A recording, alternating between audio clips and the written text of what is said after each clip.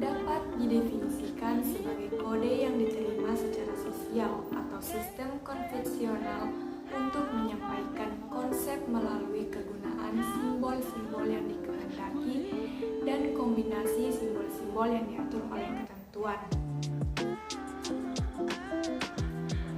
Pemerolehan bahasa atau akuisisi bahasa menurut Maxson adalah suatu proses penguasaan bahasa yang dilakukan oleh seseorang secara tidak sadar, implisit, dan informal.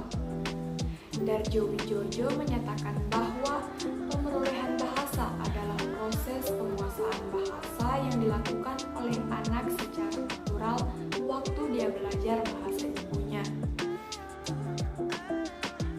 Seseorang tidak dengan tiba-tiba memiliki tata bahasa yang lengkap dengan semua kaidah dalam otaknya. Bahasa pertama diperoleh oleh seorang anak dalam beberapa tahap, dan setiap tahap berikutnya lebih mendekati tata bahasa dari bahasa orang dewasa. Nah, di daerah tempat tinggal saya terdapat perubahan bunyi bahasa yang dilakukan oleh seorang anak umur 4 tahun. Perubahan bunyi bahasa yang dilakukan anak itu merupakan suatu kegagalan si anak menindas suatu proses.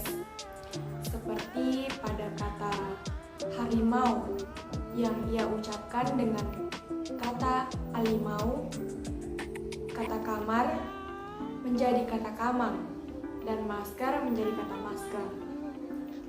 Itu merupakan sebuah perubahan bunyi bahasa yang dilakukan oleh anak tersebut. Anak tersebut cenderung melafalkan bunyi-bunyi yang dianggapnya mudah dilafalkan, sehingga kegagalan penindasan ini terjadi pada anak tersebut.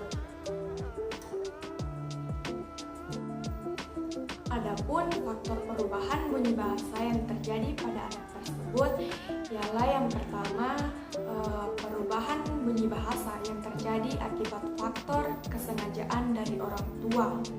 Kemudian yang kedua, perubahan bunyi bahasa yang terjadi akibat faktor seorang anak mengalami kesulitan saat menentukan bunyi ujaran dari orang tuanya. Nah, lalu bagaimana untuk kasus anak tersebut? Jadi sebenarnya anak tersebut memperoleh bahasa melalui proses meniru dan belajar melalui bantuan koreksi dan penguatan analogi dan juga masukan tata bahasa dari orang tuanya. Anak tersebut juga kesulitan dalam berbahasa dan berkomunikasi yang sangat dipengaruhi oleh lingkungannya. Kemudian sudah sangat jelas bahwa proses alamiah dan pengaruh lingkungan berperan penting dalam pemerolehan bahasa pada anak tersebut. Sehingga proses tersebut harus benar-benar diperhatikan oleh orang tua, juga guru pada semua level pembelajaran untuk menciptakan pembelajaran dan pengembangan bahasa yang baik.